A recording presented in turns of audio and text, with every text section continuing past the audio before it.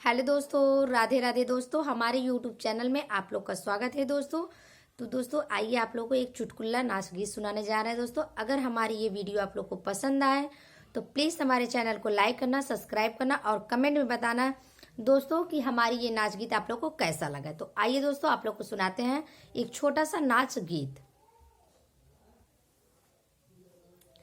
केहू लेते पिया के उधार हो, पिया चित से उतरी गए। केहू लेते पिया के उधार हो, पिया चित से उतरी गए। हम त कहे राजा खेती गोड़ियावा, हम त कहे राजा खेती गोड़ियावा। गोड़ियाए अंगना दुआर हो, पिया चित से उतरी गए। गोड़ियाए अंगना दुआर हो, पिया चित से उतरी गए। केहू लेते पिया के उधार हो, पिया चित से उतरी गए। केहू लेते राजा के उधार हो, पिया चित से उतरी गए।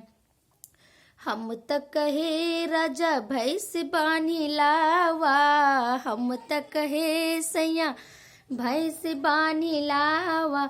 बानी आए बन का सियार हो, राजा चित से उतरी गए। केहू लेते पिया के उधार हो, पिया चित से उतरी गए। हम त कहे राजा ननद के बुलावा, हम त कहे सैया ननद के बुलावा।